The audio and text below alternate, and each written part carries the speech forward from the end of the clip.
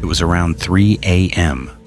when I accepted a ride that I still regret to this day. I had been driving for Uber for a few months and nothing unusual had ever really happened.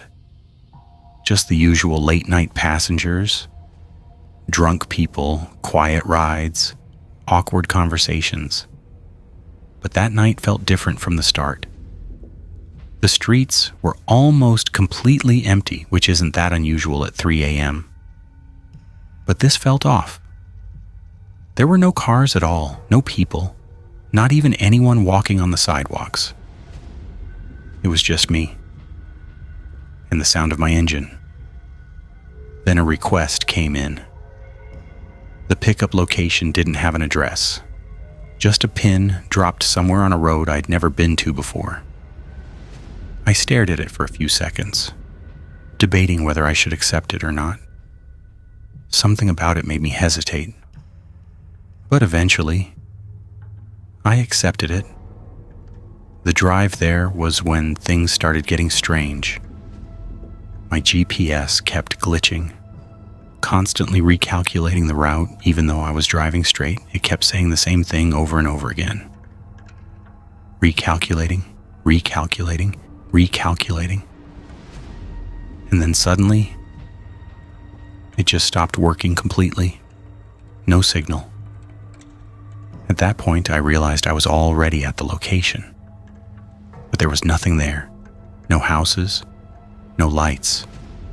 Just a long, empty road surrounded by trees on both sides. It didn't even feel like I was still in the city anymore. That's when I saw him. He was standing on the side of the road, completely still.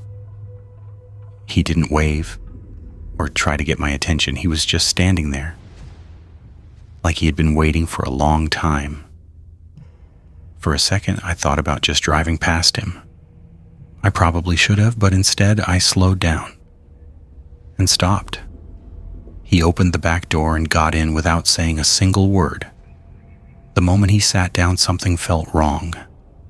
The air inside the car suddenly felt colder, like the temperature had dropped instantly.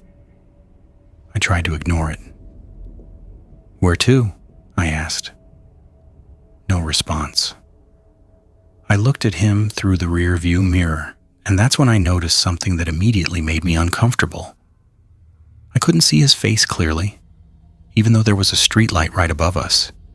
His face was just dark, like the light wasn't touching him at all.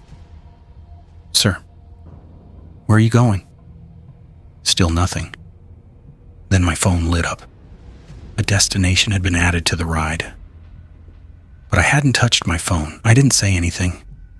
I just started driving. The route led far outside the city, and the further I went, the more it felt like I was driving somewhere I wasn't supposed to be. At one point, I glanced in the mirror again. And that's when I realized something was seriously wrong. He was closer. Much closer. Even though I never saw him move. I immediately looked back at the road, my heart starting to race. My hands were shaking slightly on the steering wheel. And then, he spoke. "You shouldn't have picked me up." His voice didn't sound normal. It was like multiple voices were speaking at the same time, slightly out of sync. I felt my chest tighten. "What do you mean?" I asked, trying to keep my voice steady. He didn't answer right away. Then he said very quietly, "I've been waiting for a long time."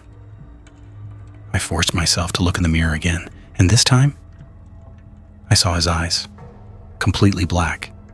No reflection, no light, just emptiness. I slammed on the brakes. "Get out of the car." No response. "Get out, now!" And then he started laughing. It didn't sound like a normal laugh. It sounded wrong. Like something trying to imitate a human, but not quite getting it right. I reached for the door handle, ready to get out and run if I had to. But before I could move, he leaned forward psychically, and I felt his breath right next to my ear. "I'm already home." Everything went black. When I woke up, I was parked outside my house. The engine was off. The doors were locked. My phone was completely dead. I checked the app. There was no record of the ride, no history, nothing. I sat there for a few seconds, trying to process what had just happened, and then I slowly turned around to look at the back seat. That's when I saw it. A handprint, pressed into the seat. Long fingers. Too long. Not human. I stopped driving for Uber after that night, but sometimes, late at night, my phone still lights up. A new ride request. No address. Just a pin. In the middle of nowhere, and every time I see it, I feel like he's still waiting. And this next story is even worse.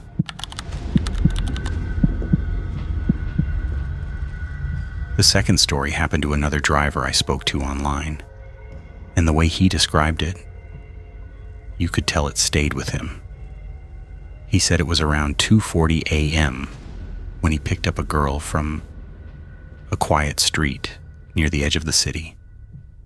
She got into the car quickly, almost too quickly, like she didn't want to be outside for even a second longer. The moment she closed the door, she leaned forward slightly and said, "Don't talk, just drive." Her voice wasn't aggressive. It was scared. He said that was the first thing that made him uneasy. Most people don't sound like that unless something is seriously wrong. But he didn't question it. He just started driving. For the first few minutes, everything seemed normal. Except for one thing. She kept looking behind them, not casually, not like checking traffic, but constantly, every few seconds. Like she was expecting something to appear at any moment. He tried to ignore it at first, but eventually, he couldn't anymore. "Are you okay?" he asked. She didn't respond. She just kept staring out the back window. Then, after a few more seconds, she whispered, "He knows where I am." That was the moment everything changed. He immediately checked the rearview mirror. At first, he didn't see anything, just darkness. But then, a shape. A car, far behind them, no headlights, no interior lights, nothing, just a dark silhouette. Moving. Following. He slowed down slightly. The car slowed down too. He sped up a little. It matched him perfectly. That's when he realized it wasn't just following them, it was tracking them, every turn he made. The car stayed there. Same distance, same position, like it was locked onto them. "Drive faster," the girl said suddenly. Her voice was shaking now. He pressed the gas harder. The engine got louder. The road ahead blurred slightly. But the car behind them didn't change at all. It didn't fall back. It didn't get closer. It just stayed there, perfectly synced. Like it wasn't even driving on the road, like it was attached to them. Then something even worse happened. The road ahead became completely empty. No lights, no buildings, nothing. Just darkness. And that car behind them still there, still following. The driver said at that point, he felt like he wasn't in the city anymore, like they had crossed into somewhere else. Then suddenly, the car behind them disappeared. No turn, no lights going out, no sound. Just gone. He slowed down immediately. His heart was racing. The girl leaned back slightly, and for the first time, she stopped looking behind them. Silence filled the car. Then she said something that he said he will never forget. "He's not behind us anymore." She leaned forward slowly, very slowly, until she was close to his ear and whispered, "He's inside the car."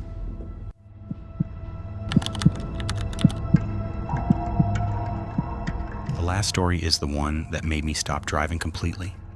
I don't tell this one often, but it's the reason I deleted the app and never went back.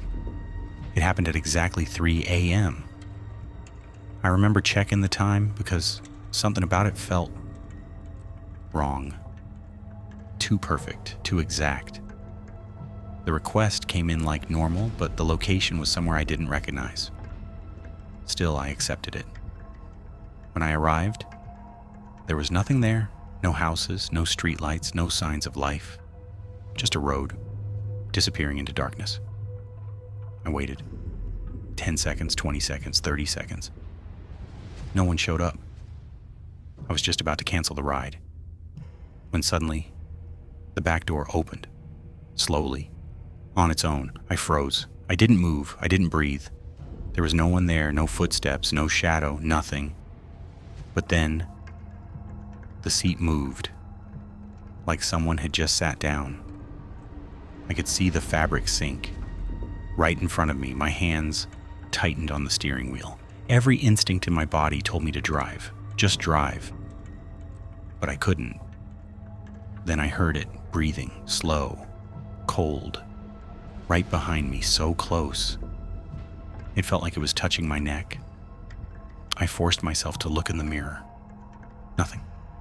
The seat looked empty, but I knew something was there. Then the seatbelt clicked, on its own. That sound echoed in the car, too loud, too real. And then, a voice, right next to my ear. You're already too late. The engine shut off instantly, the lights went out, everything went black. I don't know how long I was unconscious, minutes, hours. I have no idea. But when I woke up, I was parked outside my house, exactly where I always park. The engine was off. The doors were locked. My phone was dead. It was like nothing had happened, like the entire ride never existed. But when I turned around, I saw it, a handprint, pressed into the back seat. Long fingers, too long, not human. And even now, sometimes late at night, I hear breathing from the back seat.